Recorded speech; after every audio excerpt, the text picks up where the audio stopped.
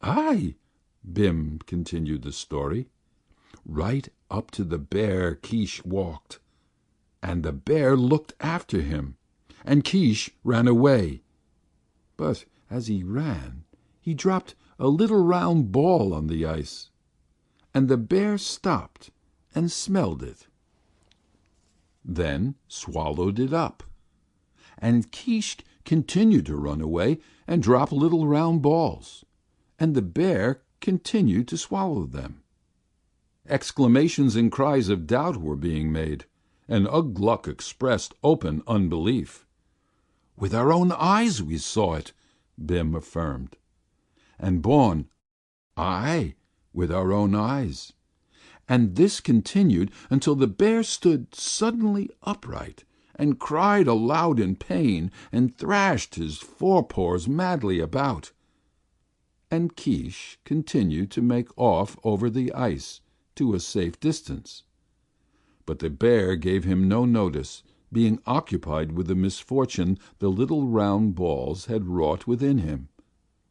"Aye, within him," Bim interrupted, "for he did claw at himself and leap about over the ice like a playful puppy. Save from the way he growled and squealed, it was plain it was not play, but pain. Never did I see such a sight." "Nay, never was such a sight seen," Bawn took up the strain, "and furthermore, it was such a large bear." "Witchcraft," Ugh Gluk suggested. "I know not," Bawn replied. "I tell you of what my eyes beheld." And after a while the bear grew weak and tired, for he was very heavy, and he had jumped about with exceeding violence, and he went off along the shore ice, shaking his head slowly from side to side, and sitting down ever and again to squeal and cry.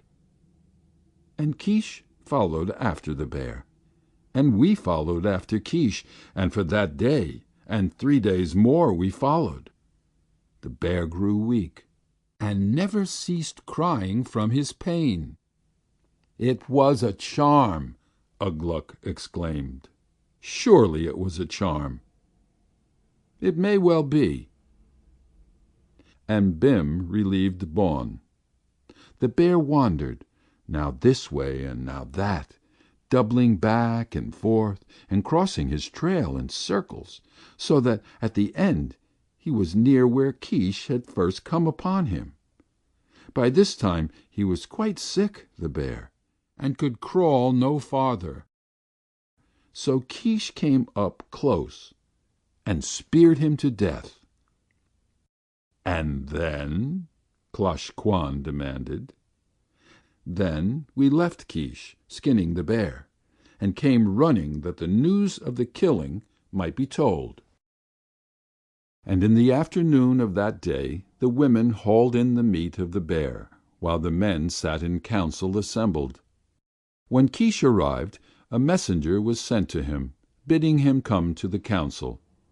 But he sent reply, saying that he was hungry and tired, and that his igloo was large and comfortable, and could hold many men.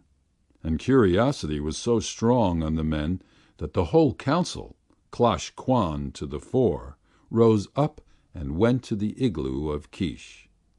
He was eating, but he received them with respect and seated them according to their rank. Ikeega was proud and embarrassed by turns, but Keesh was quite composed. Klosh Kwan recited the information brought by Bim and Bawn, and at its close said in a stern voice, "So explanation is wanted, O Keesh, of thy manner of hunting. Is there witchcraft in it?" Keesh looked up and smiled. "Nay, O Klosh Kwan, it is not for a boy to know aught of witches, and of witches I know nothing. I have but devised the means whereby I may kill the ice bear with ease, that is all. It be headcraft, not witchcraft." "And may any man?" "Any man." There was a long silence. The men looked in one another's faces, and Keesh went on eating. And? And wilt thou tell us, O Keesh? Klosh Kwan finally asked in a tremulous voice. Yea, I will tell thee.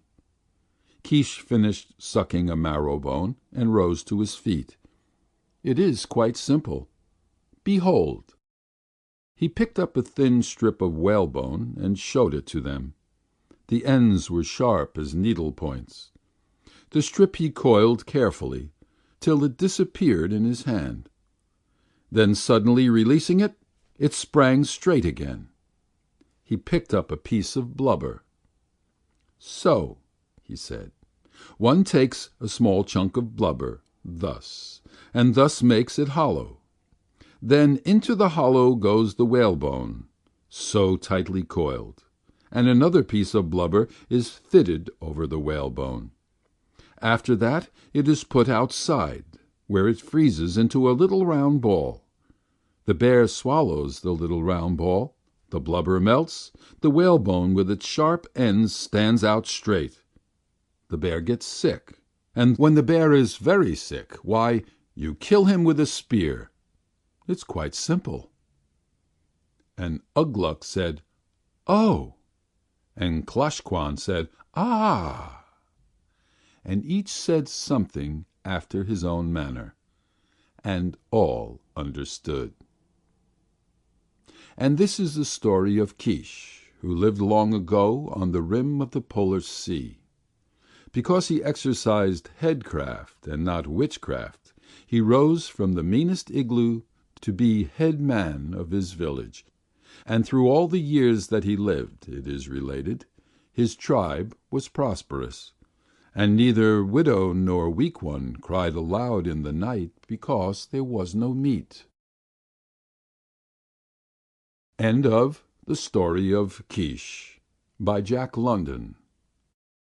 This recording is in the public domain. Read by Alan Davis Drake.